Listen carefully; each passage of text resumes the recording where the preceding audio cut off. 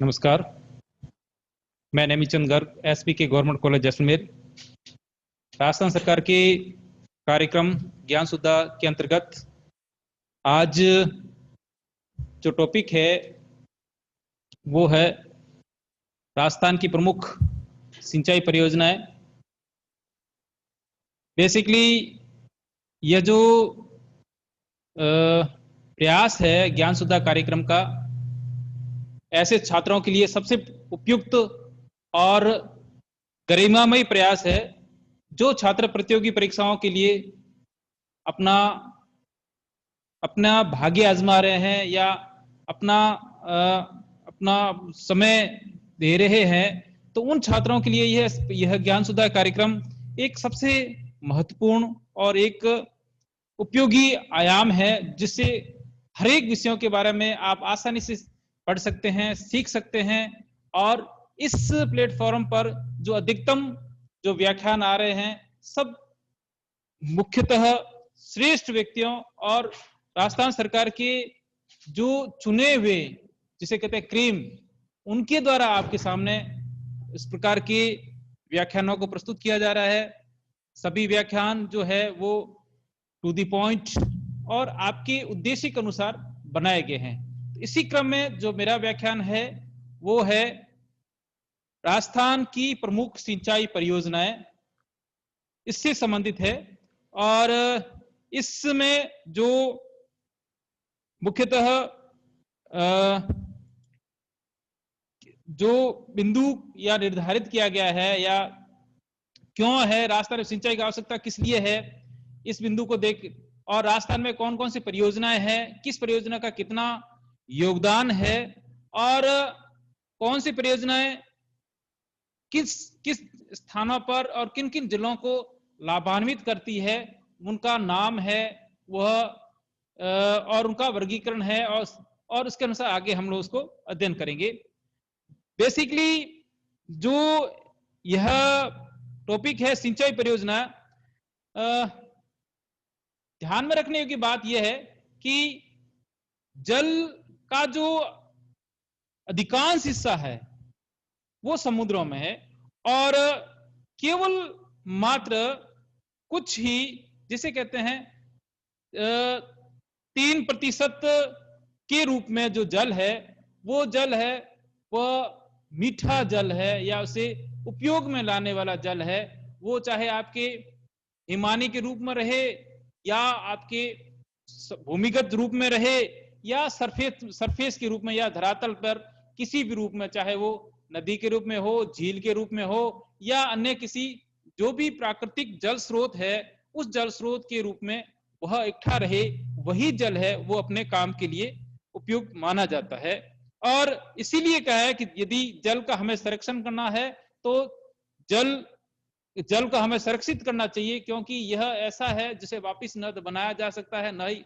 तो इसी संदर्भ में मैं आगे चलता हूं कि भारत में औसत जल जो उपलब्धता है वो 1869 बिलियन क्यूबिक मीटर है और इस जल का 60% जो भाग है वो सतही रूप में है और शेष है वो 80% भाग है। और इस सतही जल का भी 80% भाग है हिमालय और प्रायद्वीपीय भाग से निकलने वाली नदियों के द्वारा प्राप्त होता है। राजस्थान के संदर्भ में जल की स्थिति का आकलन करें तो राजस्थान देश का सबसे बड़ा राज्य है और परंतु राज्य होने के साथ साथ यहाँ का यदि हम लोग भौगोलिक या फिजिकल स्वरूप देखें तो राजस्थान का 61% भाग तो है मरुस्थल है, शेष जो भाग है वो पर्वतीय और पठारी है, केवल 9% भाग है वो कृषि योग्य मैदानी क्षेत्र है। और यहाँ पर राजस्थान भारत के एक संपूर्ण जल का 0.1% हिस्सा रखता है। यदि हम लोग इस अपवाह तंत्र और वर्षा के जल की प्राप्ति स्थलों के अभाव में, साथ ही यहाँ पर सदाबहानी नदियों का अभाव है, अल्प वर्षा होती है और अल्प वर्षा होने के साथ साथ वर्षा का असमान वितरण भी है। तो इन सभी कारणों के कारण हमें राजस्थान में जो जल का संरक्षण करने के लिए बहुत हर एक राज्यों ने अपने अपने स्तर पर चाहे छोटे छोटे बांध बनाए हैं और छोटे छोटे स्तर पर काम भी किए हैं। और इसी और क्योंकि यहाँ पर पेयजल की समस्या ठेठ से रही है, क्योंकि अधिकांश डेजर्ट है, तो डेजर्ट में पेयजल अपने आप में एक महत्वपूर्ण प्रक्रिया है। तो इस पेयजल के लिए स्थानीय स्तर पर बांध है, कुएं है, बावड़ी है, या इस प्रकार के इन्होंने प्राचीन समय में भी यहाँ पर डेवलप की है। तो यह एक भौगोलिक पर्यावरण ही ऐसा है कि इसके लिए यहाँ का पानी का संरक्षण बहुत आवश्यक है।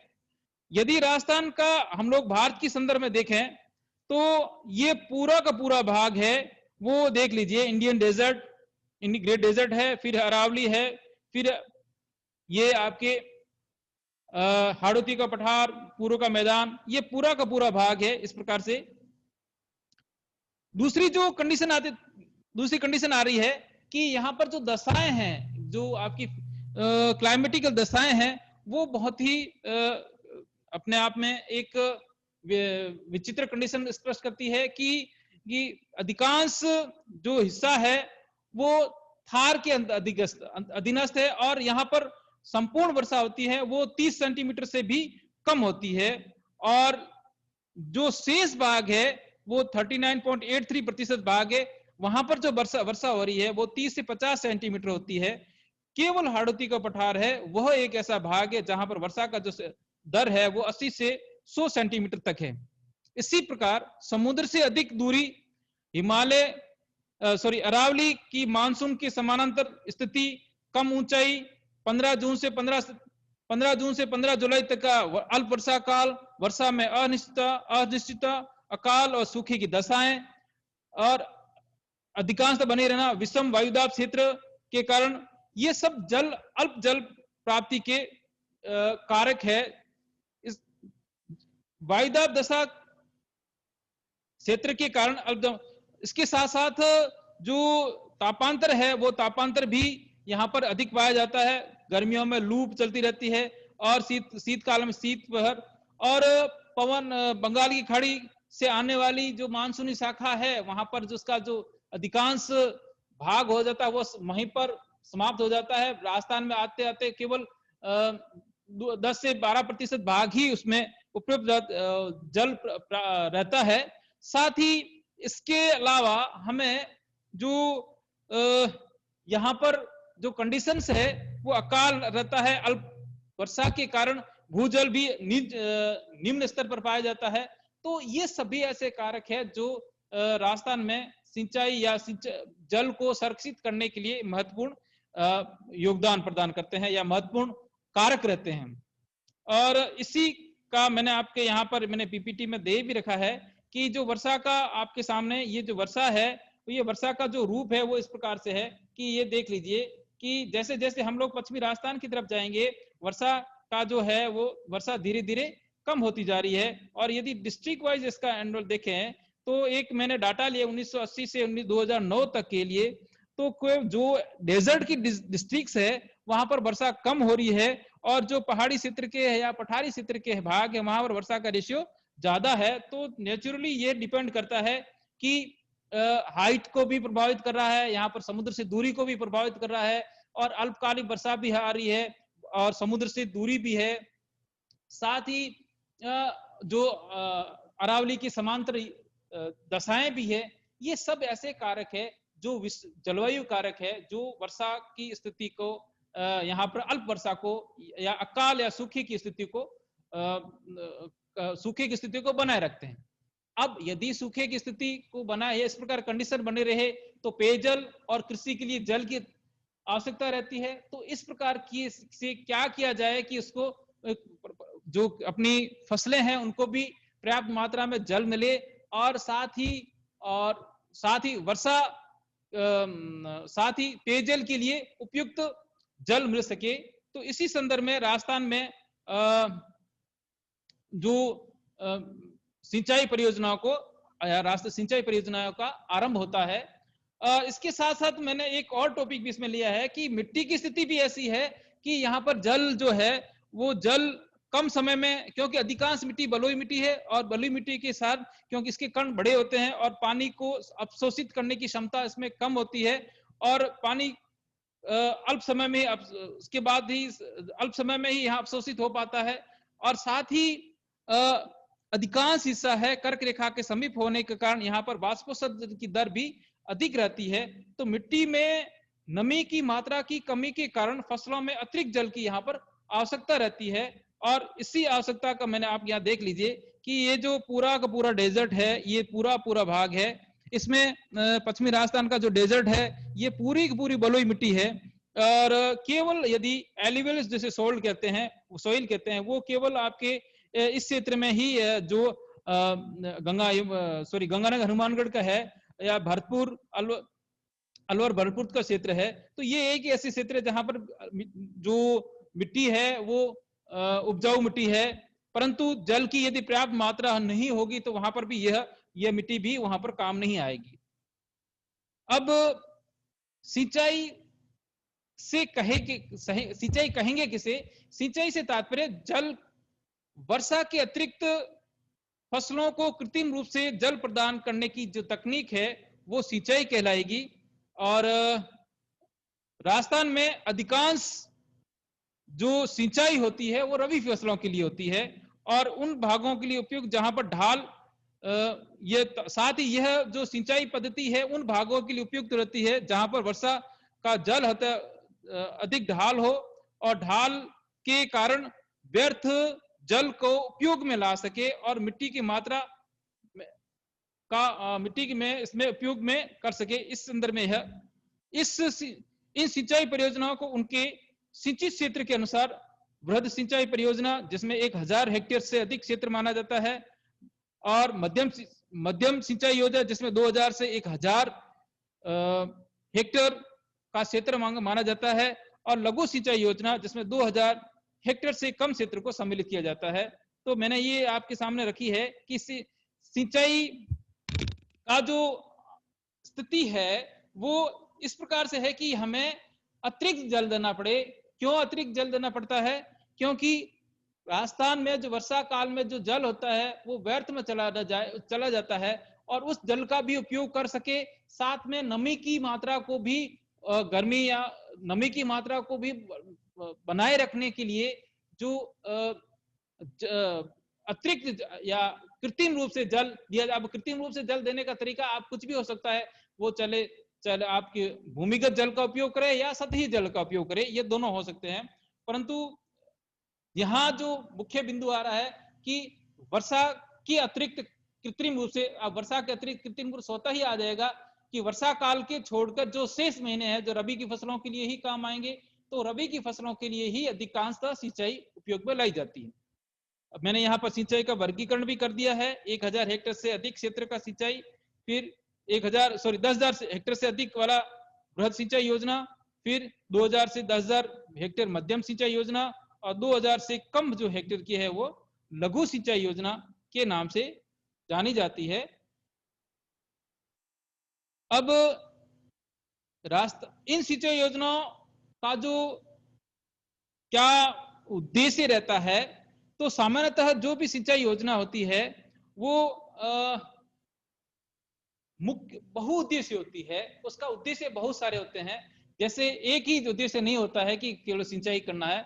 इसके साथ साथ यह जो अधिकांश सिंचाई योजना है इनका जो मुख्य उद्देश्य रहता है पेयजल आपूर्ति, बाढ़ व मिट्टी के अपरदन को रोकना, विद्युत का उत्पादन, वर्षा का प्रबंधन व संरक्षण तथा कृषि, पेयजल एवं आर्थिक विकास जैसे कारकों को सम्मिलित करके यह बहुउद्देशीय परियोजनाओं का निर्माण किया जाता है और से उसको इंप्लीमेंट किया जाता है।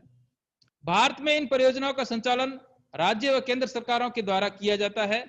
केंद्र सरकार के द्वारा जो राजस्थान में क्या जो प्रमुख सिंचाई योजना है, जैसे भाखड़ा नागल बांध योजना, रिहिंद परियोजना, दामोदर परियोजना, हीराकुंड परियोजना, कोसी परियोजना, टिहरी परियोजना, और कुछ राज्यों की भी कुछ परियोजना जिसमें राजस्थान की है, जैसे चंबल परियोजना, राजस्थान और मध्य प्रदेश दोनों की परियोजना है।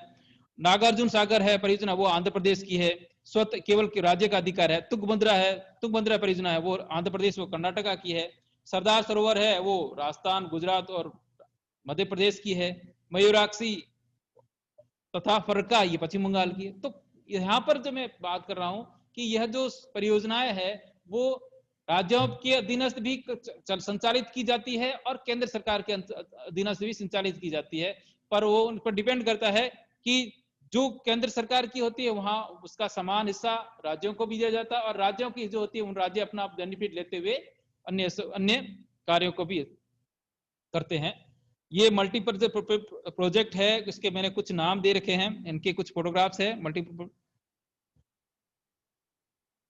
ये वर्ष कितनी जल प्रकार क्षेत्रफल की दृष्टि राजस्थान राज्य देश के कुल सतही जल का 1.16% उपलब्ध जल है, और कुल कृषि योग्य भूमि का 2/3 भाग है वो राजस्थान का वो वर्षा पर निर्भर है। तो मतलब ये आप मान के चलिए लगभग 66% भाग है वो अधिकांश वर्षा पर ही निर्भर है। यह मैंने और यहां पर क्लासिफिकेशन कर रखे हैं कि सिंचाई के प्रमुख साधन कौन कौन से हैं और किस प्रकार से सिंचाई की जाती है। मरुस्थल जो सिंचाई के साधन है यहाँ पर मैंने 3 प्रकार से दे रखे हैं: कुएं एवं नलकूप, नहरें, तालाब, एनीकट, जोहड़। तो ध्यान रखिए, कुल सिंचित क्षेत्र का 73.51% है भाग है वो कुएं एवं नलकूप के द्वारा किया जाता है। नहरों के द्वारा जो है 24.44 और तालाब, एनीकट या जोहड़ जिसे कहते हैं उसके द्वारा 2.05% सिंचाई की जाती है। यदि मैं इसमें थोड़े से और डाटा ऐड करूं तो राजस्थान राज्य में सर्वाधिक सिंचाई कुओं और नलकूपों के द्वारा की जाती है, और कुओं से जो सर्वाधिक सिंचाई जो की जाती है वो जयपुर जिले में की जाती है, और नलकूपों के द्वारा जो सिंचाई की जाती है वो भरतपुर जिले में की जाती है। नहरों द्वारा जो सिंचाई सर्वाधिक है वो गंगानगर जिले में है, और तालाबों द्वारा सर्वाधिक सिंचाई की जाती है वो भीलवाड़ा जिले में है। अब राजस्थान के सिंचाई से स्रोतों से राजस्थान में सिंचाई के स्रोतों से संबंधित महत्वपूर्ण तथ्य: राजस्थान राज्य कुल सिंचित क्षेत्र का सबसे अधिक भाग गंगानगर में मिलता है, और सबसे कम जो सिंचाई वाला भाग है वो राजसमंद जिले में मिलता है। राजस्थान राज्य के कुल कृषि क्षेत्र में सर्वाधिक भाग पर सिंचाई गंगानगर जिले में होती है, और सबसे कम सिंचित क्षेत्र चूरू, जैसलमेर, बीकानेर और जोधपुर जिले में पाया जाता है। राजस्थान राज्य में सिंचित क्षेत्र के अंतर्गत सबसे अधिक भाग गेहूं फसल का आता है, और गेहूं के पश्चात राई, सरसों और कपास का आता है। राजस्थान राज्य के दक्षिण पूर्वी भाग में तालाबों द्वारा सिंचाई अधिक होती है। अलवर, भरतपुर, जयपुर, दौसा जिलों के कुछ भाग में एनीकट का निर्माण करके छोटे स्तरों पर सिंचाई की जाती है, जिसे जोहड़ पत्ती के नाम से जाना जाता है। और राजस्थान राज्य में जोहड़ पत्ती को लोकप्रिय बनाने का जो श्रेय दिया जाता है वो मैक्सिमम में पुरस्कार विजेता राजेंद्र सिंह को दिया जाता है, जिन्हें जोहड़ वाले बाबा के नाम से जाना जाता है। राजस्थान प्रदेश कृषि प्रधान राज्य है। इस प्रदेश के अधिकांश लोग जीवन यापन कृषि पर करते हैं और कृषि विकास पर निर्भर है। राजस्थान के पश्चिमी भाग में मरुस्थल है, और मानसून की अनिश्चितता के कारण कृषि मानसून का जुआ जैसी कई बार चरितार्थ होती है। वर्षा आधारित क्षेत्रों में भूमि की नमी को संरक्षित रखकर की जाने वाली खेती को शुष्क कृषि कहते हैं। और ये तो कुछ ऐसे बिंदु जिसके मैंने इसके संदर्भ में जो प्रश्न है उसी संदर्भ में आ सकते हैं। अब राजस्थान की प्रमुख सिंचाई परियोजनाएं: बहुउद्देशीय सिंचाई परियोजनाएं, वृहद सिंचाई परियोजनाएं, मध्यम सिंचाई परियोजनाएं और लघु सिंचाई परियोजनाएं, ये सिंचाई परियोजनाएं हैं। नोट: इंदिरा गांधी जो नहर है यह सबसे बड़ी महत्वपूर्ण सिंचाई परियोजना है, जबकि बिसलपुर बांध जो है, बिसलपुर बांध परियोजना है वो राज्य की सबसे बड़ी पेयजल परियोजना है। अब राजस्थान की सिंचाई की बहुउद्देशीय परियोजनाएं कौन कौन सी है? एक तो है भाखड़ा नागल बांध परियोजना, व्यास परियोजना, चंबल घाटी परियोजना और माही बजाज परियोजना। नोट, इसमें सिंचाई, पेयजल और विद्युत की आपूर्ति की जाती है और पंडित नेहरू ने इन बहुउद्देशीय सिंचाई परियोजनाओं को आधुनिक भारत का मंदिर कहा था। सबसे पहली जो आपके सामने परियोजना आ रही है वो है भाखड़ा नागल परियोजना। 1948 में स्थापित देश की सबसे महत्वपूर्ण परियोजना, जो सतलज नदी पर पंजाब, हरियाणा और राजस्थान की संयुक्त परियोजना है। इस परियोजना के बारे में सबसे पहले 1908 में तत्कालीन पंजाब के गवर्नर लुईस डेनेन के मस्तिष्क में विचार आया था और इसको 40 वर्ष बाद बनाया गया। इसकी आधारशिला 17 नवंबर 1955 में तत्कालीन प्रधानमंत्री श्री जवाहरलाल नेहरू ने रखी थी और अमेरिकी बांध निर्माता हार्वेस्ट लोकेम के निर्देशन में 1962 में इसका निर्माण आरंभ होता है और 62 में तक इसका निर्देशन में चली और 2 अक्टूबर 1963 में प्रधानमंत्री नेहरू ने इसे देश को समर्पित किया। इसे नेहरू ने उभरते हुए भारत का नया मंदिर नाम दिया, जिसका उद्देश्य था सतलज और यमुना के मध्यवर्ती भागों में सिंचाई, विद्युत एवं पेयजल की आपूर्ति के साथ साथ आर्थिक विकास एवं बाढ़ रोकने का कार्य करना था। इसमें भाखड़ा नागल बांध जो है वो हिमाचल प्रदेश के बिलासपुर जिले के जंगल मेहदुआ में भाखड़ा नामक स्थान पर कंक्रीट से निर्मित गुरुत्वीय बांध है, जो कि 741 फीट ऊंचा तथा 1700 फीट लंबा है। यहां पर सतलज, नंदा देवी की धार और रामगढ़ की धार के बीच में संकड़ी गॉर्ज पर से बहती है और वहीं पर इसको बनाया गया है। इस बांध के अतिरिक्त जल के लिए 166 किलोमीटर पर एक झील का नाम दिया, झील को बनाया गया, जिसे गोविंद सागर झील कहा गया है। इस बांध से 13 किलोमीटर दूरी पर नागल बैराज की स्थापना की गई है, जहां पर भाखड़ा बांध से प्राप्त जल को नहरों के माध्यम से उपयोग में लिया जाता है। इन बांधों से सिंचाई के लिए भाखड़ा नहर, सरहिंद नहर, नागल नहर, बिस्त दोआब नहर, नरवारा नहरें निकाली गई है। राजस्थान में इस परियोजना से गंगानगर, हनुमानगढ़ जिलों के 2.18 लाख वर्ग हेक्टेयर भूमि पर सिंचाई की जाती है और इस परियोजना में राजस्थान का हिस्सा 15.2% है। ये भाखड़ा नागल बांध है, जिसका मैंने पहले ही उसको बता चुका हूं डिटेल्स। बहुउद्देशीय परियोजना 3 मैंने राजस्थान, पंजाब, हरियाणा की है, 15.2% भाग है। 1908 में लुईस डेने के दिमाग विचार आया था, 1948 में इसकी शुरुआत होती है। इसमें 2 बांध जो बनाए हैं, भाखड़ा बांध और नागल बांध, और ये इस प्रकार 1992 ये इसमें और 2 विद्युत संयंत्र भी है, गंगवाल विद्युत संयंत्र, कोटला विद्युत संयंत्र। नागल बांध से सिंचाई निकाले गए, नागल बांध से जो सिंचाई के लिए जो नहरें निकाली गई है वो बारी, बिस्त दोआब और भाखड़ा नहर। नोट, राजस्थान को भाखड़ा नागल परियोजना से पंजाब सरकार राजस्थान के मध्य 1959 में हुए भाखड़ा नागल समझौते के अंतर्गत 15.22% हिस्सा प्राप्त है और भाखड़ा नागल परियोजना से सर्वाधिक सिंचाई हनुमानगढ़ जिले में होती है तथा चूरू, गंगानगर, हनुमानगढ़, सीकर, झुंझुनू से बीकानेर जिलों को विद्युत प्राप्त होती है। ये तो है भाखड़ा नागल का। फिर आते हैं व्यास परियोजना। यह परियोजना पंजाब, राजस्थान, हरियाणा राज्यों की संयुक्त परियोजना है। इस परियोजना में व्यास नदी पर, जो कि हिमाचल प्रदेश में पंडो व पोंग 2 बांध बनाए गए हैं। इस परियोजना के प्रथम चरण में व्यास बांध, प्रथम चरण बांध, व्यास लिंक तथा विद्युत गृह का निर्माण किया गया है। द्वितीय चरण में व्यास नदी पर पोंग बांध और आईजेएनपी को, इस बांध से आईजेएनपी को जो जल की आपूर्ति बनाए रखने में मदद मिलती है। तीसरी आती है चंबल घाटी परियोजना। यह राजस्थान और मध्य प्रदेश की संयोग से संयुक्त परियोजना है, जो राजस्थान की सबसे बड़ी नदी, राजस्थान की सबसे बड़ी सदावाहिनी नदी पर यह परियोजना है। इस नदी जो चंबल नदी है वो विंध्याचल के जनापाव नामक स्थान से निकलकर चंबल नदी पर स्थापित यह परियोजना है, जो इसका आरंभ होता है 1953 में और इसकी आधारशिला रखी जाती है 1943 में रखी जाती है। और इसमें 965 किलोमीटर लंबे, इस नदी के 965 किलोमीटर लंबे और 88,000 वर्ग क्षेत्र में 3 बांध, 5 बिजली घर तथा 1 सिंचाई अवरोधक बैराज का निर्माण किया गया है।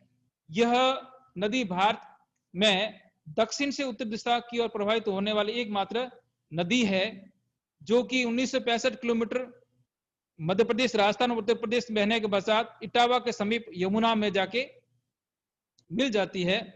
इस नदी में बाढ़ तथा मिट्टी संरक्षण, पेयजल, कृषिगत विकास और सिंचाई, विद्युत विकास, मछली पालन के लिए इस परियोजना को आरंभ किया गया था। और इस परियोजना के प्रथम चरण में मध्य प्रदेश के मंदसौर जिले में गांधी सागर बांध का निर्माण किया जाता है और साथ ही इस समय कोटा में कोटा बैराज का तथा नहरों के लिए नहर प्रणाली का निर्माण इस प्रथम चरण में किया जाता है। द्वितीय चरण में राजस्थान के चित्तौड़गढ़ में रावतबाड़ा नामक स्थान पर राणा प्रताप सागर बांध और तृतीय चरण में जो कोटा में बूंदी शहर की सीमा पर जवाहर सागर पिकअप बांध का निर्माण तथा विद्युत ग्रहों का निर्माण इस तृतीय चरण में किया जाता है। ये आपके चंबल नहर है और चंबल नहर का जो ये यमुना की तरफ है और इधर पहला जो गांधी सागर बांध है, उसके बाद क्रमशः राणा प्रताप सागर, फिर जवाहर सागर, उसके बाद कोटा बैराज का नाम आता है। और ये इससे जो ध्यान रखिए, बैराज का जो पर्पज यही है कि नहरी कृषि क्षेत्र के विकास के लिए बैराज का पिकअप निर्माण किया जाता है। ये मैंने यहाँ पर फिर वापस शॉर्ट में थोड़ी दे रखी है। मिस्री परियोजना है और हिस्सा जो है वो 50-50% है। 3 चरण में पूरा होता है। पहले चरण में जो गांधी सागर और कोटा बैराज होता है और यह चंबल नदी पर सबसे पहला बांध है, जो सबसे बड़ा बांध है, निर्माण 1960 पूरा जाता है। और ये जो यदि बांध की लोकेशन देखा जाए तो बांधपुरा तहसील में है, मंदसौर जिले की बांधपुरा तहसील में, और हाइट इसकी 1514 मीटर लंबा और 63.7 मीटर ऊंचा है। 10 फाटक है। 23 मेगावाट की 5 इकाइयां यहाँ पर क्रियाशील है और लगभग 4.5 लाख हेक्टेयर से इस बांध से सिंचाई होती है। फिर कोटा बैराज में भी यही है। कोटा नगर से लगभग 16 किलोमीटर दूर एक अवरोधक बांध पिकअप, इसमें यहाँ पर जो बांध बनाने का पर्पज यही था कि राजस्थान और मध्य प्रदेश जो नहर सिंचाई प्रणाली विकसित की गई, उनको जल प्रदान करना है। इस बांध से दाई नहर निकाली जाती है जो कि 373 किलोमीटर लंबी है, जिसमें से 129 किलोमीटर राजस्थान में सिंचाई होती है, शेष मध्य प्रदेश में सिंचाई होती है। जबकि बाई नहर है वो 3.2 किलोमीटर लंबी है, जिससे केवल राजस्थान को ही जल मिलता है। तो दाई और बाई नहरों का यदि आपसे क्वेश्चन पूछा जाए तो दाई नहर से तो राजस्थान और मध्य प्रदेश दोनों को भाग मिलता है, जल मिलता है, परंतु जो आपके बाई नहर है उससे 3.2 किलोमीटर की जो लंबाई है, उससे केवल राजस्थान को ही हिस्सा मिलता है। द्वितीय चरण है वो आपका, मैंने इसमें लिखा थी 1960-70 है। जो राणा प्रताप सागर बांध की जो कंडीशंस है वो इस प्रकार से कि राणा प्रताप सागर बांध है वो गांधी सागर बांध से 48 किलोमीटर दूर ही स्थित है और राजभट्टा मतलब मध्य प्रदेश और आपके मध्य प्रदेश और राजस्थान की सीमा पर स्थित है। और स्थान यदि पूछा जाए, रावतबाड़ा है वो चित्तौड़गढ़ जिले में है और यह बना 1970 में। और इसकी लंबाई जो है, लंबाई की दृष्टि से ये 1100 मीटर मतलब 1 किलोमीटर और 100 मीटर मीटर लंबा बांध है और 42 मीटर ऊंचा है, और इससे 1.4 लाख हेक्टेयर को सिंचाई होती है और इसमें 43 मेगावाट की 4 यूनिट यहाँ पर कर रही विद्युत की उत्पादन कर रही है। फिर आता है जवाहर सागर बांध।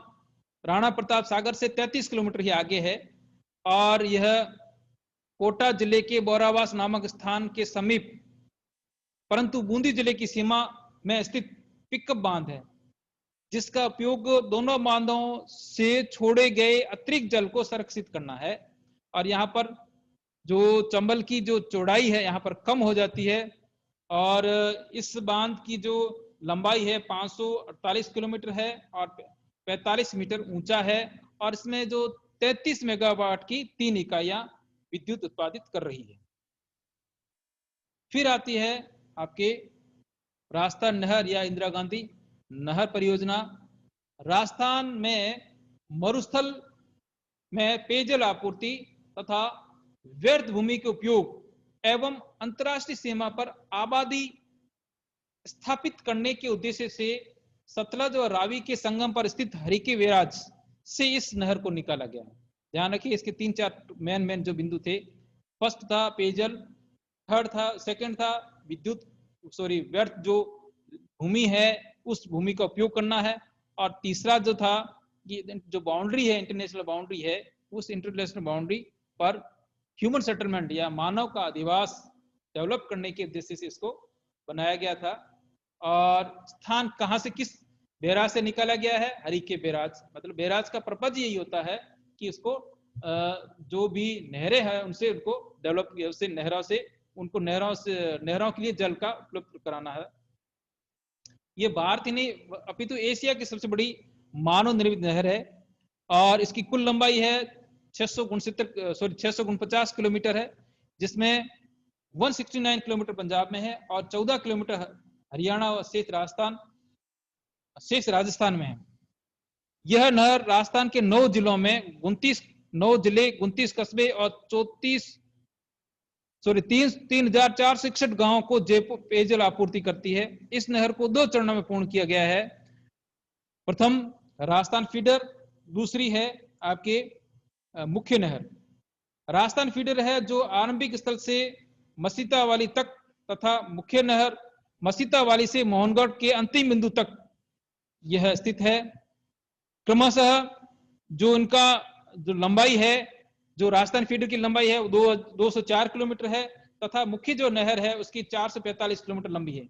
इस नहर के द्वारा थार के मरुस्थल को सिंचित करने तथा और उसके वहां के विकास करने के उद्देश्य से विभिन्न प्रकार की शाखाएं एवं लिफ्ट नहरें निकाली गई है।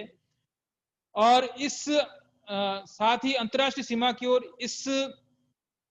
या अर्थात पश्चिमी सीमा पर 9 शाखाएं ढाल के अनुरूप है, और पूर्वी सीमा पर अधिक ऊंचाई के कारण जल को ऊपर उठाकर लिफ्ट करके छोटी नहरों में डाला जाता है, जिसे लिफ्ट नहर के नाम से जाना जाता है। इन लिफ्ट नहरों के माध्यम से विभिन्न कस्बों और शहरों को पेयजल उपलब्ध कराया जाता है। लिफ्ट नहरें की कुल संख्या 7 है। इस नहर के माध्यम से 17.41 करोड़ हेक्टेयर भूमि को सिंचित किया जाता है। ये जो मैप है वो आप देख लीजिए। इस मैप का आप लोग, ये हरिके बैराज से इसको निकाली गई है, और इसमें आप देख लीजिए कि यह हरिके बैराज है, यहां से इसको निकाला गया है। और इसमें ध्यान रखिए सतलज रिवर, और ये पंजाब में है, गंग कैनाल, सरहिंद फीडर और इंदिरा गांधी, ये तीनों से इसको, और ये राजस्थान में जो आपकी ब्लू कलर की है लाइन है वो इसी का डेवलपमेंट, इसी को फॉलो कर रही है। और देख लीजिए ये आपके जहां जहां इस नहर के द्वारा विकास किया गया है या तो उसमें ये सूरतगढ़ सिस्टम है, अनूपगढ़ शाखा है, पुगुल शाखा है, देवतौर शाखा है, बसलपुर शाखा है, चारने वाला शाखा है, शहीद बीरबल शाखा है, ये आपके सागरमल शाखा, ये क्रमशः शाखाएं निकालेगी है जो कि इस पश्चिमी सीमा की ओर है। और यहाँ पर ढाल के अनुरूप इसी प्रकार से पानी यहाँ पर चला जाता है, जबकि आपके पूर्व दिशा के जो आपके इस दिशा से, तो यह आपके नहर का स्वरूप है। ये नहर की कुछ और डिजाइन है, इसके फोटोग्राफ्स है। उपनाम राजस्थान की, इसका कुछ और भी नाम कह सकते हैं, इसे राजस्थान की जीवन रेखा के भी कह सकते हैं, राजस्थान की मरुगंगा भी कहते हैं, और प्राचीन नाम से राजस्थान नहर दिया गया है। शिलान्यास जो इसका किया गया था उस वक्त तत्कालीन गृह मंत्री गोयल वल्लभ पंत जी ने किया था, 31 मार्च 1958 में किया गया था। वर्तमान जो नाम है वो 2 नवंबर 1984 को श्रीमती इंदिरा गांधी, प्रधानमंत्री इंदिरा गांधी के नाम पर इंदिरा गांधी नहर परियोजना रखा गया है। इस नहर को बनाने के पीछे जो प्रेरणा मिलती है वो गंग नहर से मिलती है, गंग नहर से ही मिलती है।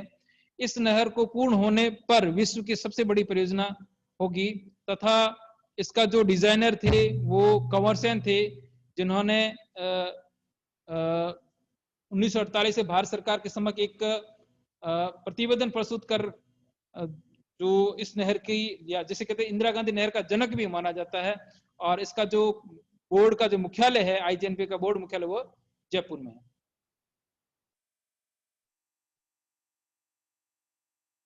ग्यारह अक्टूबर 1961 को सिंचाई आरंभ हो जाती है, और इसको जब तत्कालीन उपराष्ट्रपति डॉक्टर राधाकृष्णन ने नहर को नोरगदेसर वितरिका में जल प्रवाहित किया था, और इस नहर का निर्माण मुख्य उद्देश्य रावी व्यास नदियों के जल में राजस्थान को आवंटित 86 लाख घन फीट को जल का उपयोग में लेना था। निर्माण मैंने पहले बता दिया है, हरिके बैराज का निर्माण, और राजस्थान में प्रवेश करती है हनुमानगढ़ जिले के टीबी तहसील के खर्रा गांव में, और हरिके बैराज से गडरा रोड तक नहर बनाने का लक्ष्य रखा गया था, जिसमें जो जिले आते हैं गंगानगर, बीकानेर, जैसलमेर और बाड़मेर के जिलों की इसकी आपूर्ति होती है। आईजीपी नहर का कुल 30% भाग वो सिंचाई लिफ्ट नहरों से होता है, और 70% भाग है वो शाखाओं के माध्यम से सिंचाई की जाती है। आईजीएनपी के द्वारा 8 जिलों में हनुमानगढ़, गंगानगर, चूरू, बीकानेर, जोधपुर, नागौर, जैसलमेर, बाड़मेर में सिंचाई हो रही है, और सर्वाधिक क्षेत्र वो जैसलमेर और बीकानेर है। ये इनकी शाखाएं हैं। इनका नया नाम भी है, ये देख लीजिए, गंदेली साहिबा, जिसे वर्तमान में चौधरी कुंभाराम नहर कहते हैं, फिर बीकानेर लूणकर लिफ्ट, जिसे कंवर से लिफ्ट कहते हैं, गजनी लिफ्ट, पन्नालाल बारूपा लिफ्ट कहते हैं। ये इनकी लिफ्ट नहरों के नाम है, और इनके पहले ये बांगड़सर नहर, फिर कोराज लिफ्ट नहर। इनका कभी कभार जो नाम पूछे जाते हैं कि बांगड़सर लिफ्ट नहर को किस नाम से जाता है, तो इसका नाम है भेरुदमम चालाने वीर तेजाजी लिफ्ट नहर के नाम से भी जाना जाता है। और फिर कोलायत नहर, जिसे डॉक्टर करणी सिंह लिफ्ट नहर का नाम, फिलौदी नहर को गुरु जम्बेश्वर जल उत्थान योजना के नाम से जाना जाता है, और पोकरण लिफ्ट नहर को आपके जयनारायण व्यास लिफ्ट नहर के नाम से जाना। तो इसके पीछे इनके जो भी जिले हैं, जैसे पोकरण लिफ्ट नहर है, इससे कौन कौन से जिले लाभान्वित हो रहे हैं, जैसलमेर और जोधपुर। तो आप जो प्रश्न इससे पूछे जाते हैं कि आईजीएनपी कि किन किन जिलों से कितनी शाखाएं, कौन सी शाखा कहां पर है, किन किन जिलों को इससे बेनिफिट मिलता है, और इसको जल कब प्रवाहित हुआ था, कौन कौन से जिलों से यह, और इसके प्रमुख उद्देश्य क्या रहे, वर्तमान संदर्भ में इसकी क्या उपादेयता है, और साथ ही इससे जो प्रश्न पूछे जाते हैं कि पर्यावरण से इसका क्या संबंध है, पर्यावरण क्या के लिए यह उपयोगी है, अनुपयोगी है, तो इस प्रकार के प्रश्न यह पूछे जा सकते हैं। तो ये एक प्रकार की, तो ये मैंने 9 शाखाओं के नाम भी लिख रखे हैं। रावतसर जो शाखा है वो आईजीएनपी की प्रथम शाखा है, जो नहर के बाईं ओर से निकाले गए हैं। फिर सूरतगढ़, श्रीगंगानगर में, अनूपगढ़, बीकानेर में, पूगल, बीकानेर, चारणवाला शाखा, दातोर शाखा, बिसलपुर थोड़ा गलत लिख दिया है, बरसलपुर गलत शाखा लिख दिया, गलत लिख दिया, शहीद बीरबल शाखा, सागरमल गोपा। इसी प्रकार 4 उप शाखाएं, लीलवा, डिग्गा, बरकतुल्ला और सागरमल गोपा, सॉरी बाबा रामदेव शाखा, ये इस प्रकार से है।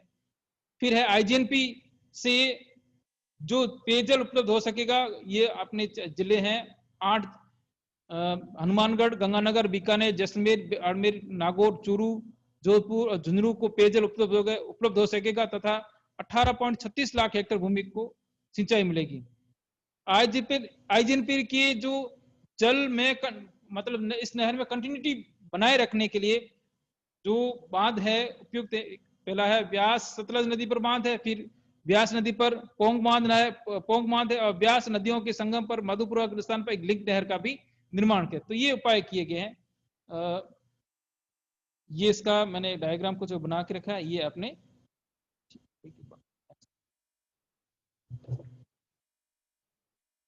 पहुंच कर। अगली जो परियोजना है वो है माही बजाज सागर परियोजना। यह राजस्थान और गुजरात की परियोजना है, और इसका जो आरंभ होता है वो माही नदी पर 1971 में ऐसे आरंभ की गई, और डूंगरपुर और बांसवाड़ा के आदिवासी क्षेत्रों के विकास के लिए इस परियोजना का आरंभ होता है। और इस पर जो बांध बनाया जाता है, राजस्थान के बांसवाड़ा में बोरखड़ा नामक स्थान पर माही बजाज सागर पक्का बांध बनाया जाता है, तथा गुजरात में गुजरात सरकार की लागत से कड़ेनार बांध बनाया गया है। नहर प्रणाली को विकसित करने के लिए यहाँ पर कागदी पिकअप बांध बनाया गया है, और साथ ही विद्युत तंत्रों के विकास के लिए 2 विद्युत ग्रहों का निर्माण किया गया। ये आपका जो माही डैम है उसका ये स्वरूप है। फिर इसके बाद बिसलपुर परियोजना 88 और 90 में आरंभ की गई बहुउद्देशीय जल परियोजना। बहुउद्देशीय यहाँ पर ध्यान रखिए, 2 उद्देश्य सिंचाई पेयजल। यह टोंक जिले के टोडरायसी कस्बे के पास बिसलपुर स्थान पर बनास नदी पर है। 574 मीटर लंबा बांध और 39.5 मीटर ऊंचा बांध बना गया है, जिसके बाएं और दाएं किनारे पर 2 नहरें निकाली गई हैं, जिससे जयपुर अजमेर के केकड़ी, सरवाड़, ब्यावर और रास्ते में आने वाले गांवों को पेयजल की आपूर्ति होती है तथा टोंक जिले के गांवों 256 गांवों को सिंचाई के जल उपलब्ध कराया जाता है। तो ध्यान रखिए, जो बिसलपुर परियोजना है टोंक जिले के लिए सिंचाई के उपयुक्त के लिए, साथ में अजमेर और जयपुर के लिए यह जल पेयजल के लिए उपलब्ध कराई गई है। फिर ये मैंने इसका एक डिजाइन दे रखा है, वृहद सिंचाई योजना गंगनगर वगैरह, गंगनगर, गुड़गांव नहर, भिखाबाई नहर, ये कुछ योजनाओं के बाद डिटेल है। फिर आती है भरतपुर नहर परियोजना। इसे पश्चिमी यमुना की आगरा नहर से निकाला गया है। निर्माणकर्ता भरतपुर के नरेश थे। 1906 में इस नहर का निर्माण कराया गया था और 1963-64 में यह बनकर तैयार हुई। भरतपुर नहर की कुल लंबाई 28 किलोमीटर है, जिसमें 16 किलोमीटर उत्तर प्रदेश में और 12 किलोमीटर है वो राजस्थान में है, और इस नहर से केवल भरतपुर को ही जल की आपूर्ति होती है। फिर आती है गुड़गांव नहर परियोजना। यह राजस्थान हरियाणा की साझा परियोजना है। उद्गम यमुना नदी के उत्तर में उत्तर प्रदेश के ओखला नामक स्थान से निकाली गई है और राजस्थान में यह भरतपुर जिले की कामा तहसील के जुरोर गांव में प्रवेश करती है। कुल लंबाई 58 किलोमीटर है। इस नहर का मुख्य उद्देश्य मानसून काल में यमुना नदी के अतिरिक्त जल का उपयोग करना है और इस नहर का जो निर्माण होता है 1966 में आरंभ होता है, 1985 में पूर्ण होती है। यह नहर जो है भरतपुर के डीग व कामा तहसील को जल आपूर्ति करती है। वर्तमान समय में इस नहर गुड़गांव नहर को यमुना लिंक परियोजना से भी जोड़ा जाएगा परियोजना। फिर है भिखाबाई सागवाड़ा माही नहर परियोजना। यह माही नदी पर साइफन का निर्माण कर नहर निकाली गई है। यह डूंगरपुर जिले के सागवाड़ा क्षेत्र में नहर डेवलप करने के लिए बनाई गई है और इसे 2002 में केंद्रीय जल आयोग ने इसकी स्वीकृति प्रदान कर दी है और इससे लगभग 21,000 हेक्टेयर क्षेत्र में सिंचाई उपलब्ध होगी। इस नहर का वर्तमान नाम जो रखा गया है स्वतंत्र सेनानी भिखाबाई भील के नाम से इस परियोजना को जाना जाता है। जाखम बांध परियोजना। यह परियोजना 1962 में आरंभ होती है। इसका जो निर्माण स्थल है वह चित्तौड़गढ़ प्रताप मार्ग पर अनूपपुरा गांव में और राजस्थान का सबसे ऊंचाई पर स्थित बांध है और इस बांध की ऊंचाई है 81 मीटर है।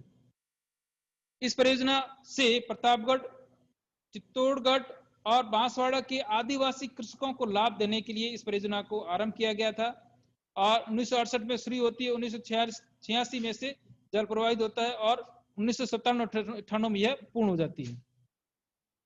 फिर है राजीव गांधी सिद्धमुख नोहर परियोजना। यह 5 अक्टूबर 1989 में राजीव गांधी ने हनुमानगढ़ के भद्रा तहसील के समीप भिरानी नामक गांव में इसका शिलान्यास किया था और इसका मुख्य उद्देश्य रावी व्यास नदियों के अतिरिक्त जल को उपयोग में लेना था और इसके लिए बाखड़ा मुख्य नहर से 275 किलोमीटर लंबी नहर का निर्माण किया गया है और इस परियोजना का जो आर्थिक सहायता मिलती है वो यूरोपियन आर्थिक समुदाय से प्राप्त होती है। इस नहर परियोजना से भादरा, नोहर, ये 2 हनुमानगढ़ तहसीलों और चूरू और सहवा, ये तारानगर और सहवा चूरू की तहसीलों को लाभ मिलेगा। 12 जुलाई 2002 को इसका जो लोकार्पण किया गया और इस परियोजना के लिए जो पानी है वो बाखड़ा नागल हेड वर्क से लाया जाता है। ये इसका डिजाइन है। फिर है गंग नहर, जिसे बीकानेर नहर के नाम से भी जाना जाता है। इस नहर को पंजाब के फिरोजपुर से हुसैनी कला नामक स्थान से सतलज नदी से निकाला गया है। निर्माण करता गंग निर्माण करता है बीकानेर के महाराजा गंगा सिंह जी ने कराया था, और निर्माण 1922 में आरंभ होता है और 1927 में पूर्ण हो जाता है। यह बीकानेर जिले के खख नामक स्थान से और राजस्थान में प्रवेश होती है, बीकानेर जिले में खख नामक स्थान से, और समापन होता है बीकानेर जिले के, ध्यान रखिए ये दोनों अभी वर्तमान समय में अनूपगढ़, और ये दोनों ही गंगना, दोनों मिस्टेक्स है थोड़ी इसमें पीपीटी में, तो इसको आप मत पढ़े दोनों को। कुल लंबाई 292 किलोमीटर है और इसकी राजस्थान की सबसे प्राचीन परियोजना है। गंग नहर से सर्वाधिक सिंचाई गंगानगर में होती है, और गंग नहर का आधुनिकीकरण का जो कार्य किया जाता है वो 31 मई 2002 से 2008 तक पूरा हो जाता है। और महाराजा गंगा सिंह ने इससे आधुनिक भारत का भागीरथ का, महाराजा गंगा सिंह को आधुनिक भारत का भागीरथ के नाम से भी जाना जाता है। ध्यान रखिए इस पीपीटी में एक अभी दो मैंने पॉइंट लिखे, बीकानेर जिले में खक, ये दोनों स्थान अभी गंगानगर में है, अनूपगढ़ खक दोनों गंगानगर जिले में है, तो आपको यहाँ पर गंगानगर बोल लिखना है। फिर है नर्मदा परियोजना, यह गुजरात, मध्य प्रदेश, महाराष्ट्र और राजस्थान राज्यों की संयुक्त परियोजना है। इसका मुख्य उद्देश्य नर्मदा नदी के जल का उपयोग करना है, और इस परियोजना का मुख्य स्रोत है सरदार सरोवर बांध है, जो गुजरात राज्य में नर्मदा नदी पर बनाया गया है। इस परियोजना में राजस्थान के लिए 0.5 MFF मतलब मिलियन एकड़ भूमि फीट इसको निर्धारित किया गया है। इस जल को लेने के लिए राजस्थान के इस जल को लेने के लिए गुजरात के सरदार सरोवर बांध से नर्मदा नहर का निर्माण किया गया है, जिसकी कुल लंबाई 573 किलोमीटर है, जो कि 458 किलोमीटर गुजरात में है और 75 किलोमीटर राजस्थान में इस नहर चलती है, यह नहर बहती है। और राजस्थान में यह प्रवेश करती है जालोर जिले के सिलू गांव में, जालोर के सांचौर तहसील के सिलू गांव में यह राजस्थान में प्रवेश करती है। और फरवरी 2008 में तत्कालीन मुख्यमंत्री वसुंधरा राजे ने इसका जल प्रवाहित किया था। यह एक ऐसी परियोजना है जिससे संपूर्ण सिंचाई केवल फव्वारा पद्धति से करने का प्रावधान है। राजस्थान का जालोर जिला व बाड़मेर की गुड़ा मालनी तहसील इससे बेनिफिट या लाभ लेगी। इससे 3 लिफ्ट नहरें निकाली गई है, सांचौर लिफ्ट नहर, भादरेड़ा लिफ्ट नहर। ये अगली जो छोटी छोटे और परियोजनाएं हैं वो है जाखम परियोजना, जो जाखम नदी पर चित्तौड़ व उदयपुर तथा प्रतापनगर के आदिवासी क्षेत्रों के लिए अनुपुरा में जाखम बांध बनाया गया है, जो 13 किलोमीटर दूर नागरिया गांव में पिकअप से नहर प्रणाली का विकास किया गया। दूसरी परियोजना है सोम अंबा कमला, सोम नदी पर बांगड़ क्षेत्र के विकास के लिए इस सोम अंबा कमला बांध का निर्माण किया गया, जिससे डूंगरपुर जिले के आसपुर व उदयपुर की सलुम्बर तहसीलों को सिंचाई की सुविधा उपलब्ध होगी। फिर मेजा बांध, भीलवाड़ा के मांडरगढ़ तहसील में मेजा गांव में कोठारी नदी पर सिंचाई के लिए मेजा बांध बनाया गया है। इसका जो पर्पज है मत्स्य पालन व नहर प्रणाली का विकास करना है। जवाई बांध, पश्चिमी रास्ते में लूणी की सहायक जवाई नदी पर एरिनपुरा में पाली में इस बांध का निर्माण किया गया है, और इससे नहर निकाली गई है जिसे जवाई नहर कहते हैं। 176 किलोमीटर लंबी नहर जो पाली व जालोर जिलों को सिंचाई प्रदान करती है। फिर है पांचना बांध, करौली जिले में गुड़ला के समीप 5 नदियों के संगम पर बरखेड़ा, भद्रावती, माची, बेसावट, अट्टा के संगम पर मिट्टी से निर्मित बांध है, जिससे टोडा भीम, गंगापुर और हिंडोन के गांवों को बेनिफिट किया जाएगा। इसके अलावा 40 लघु परियोजनाएं जो इसमें संचालित है। इसके अलावा राजस्थान में जो जल संरक्षण के अतिरिक्त जल संरक्षण का भी कार्य किया गया है, और इसका मतलब जल संरक्षण चाहता है मानसून काल के अतिरिक्त जल को तालाबों, बांधों, झीलों से उसको उपयोग में लाना है। और ये इस प्रकार से मैंने जल संरक्षण के प्रति उदासीनता है। जल स्वावलंबन, जल संरक्षण तथा जल प्रबंधन दोनों ही जल स्वावलंबन के पर्याय है। इससे सामान्य दोनों को उपयोग लाकर स्थानीय स्तर पर स्वावलंबी बनना है। जल के स्रोतों को स्थानीय स्तर पर व्यवस्थित विकास करके लंबे समय तक स्थानीय स्तर पर जल उपयोग में लाया जा सके, अर्थात जल के क्षेत्र में स्थानीय स्तर पर आत्मनिर्भर होना ही जल स्वावलंबन है। राजस्थान में जल स्वावलंबन की परंपरागत तरीके जैसे नाडी, तालाब, कुएं, जोहड़, बावड़ी, इनको संरक्षित किया जाए और वर्तमान और साथ ही इनके लिए इनको डेवलप किया जाए, ये इसकी मुख्य रूप है। यहाँ पर मेरा पीपीटी है वो समाप्त हो जाती है।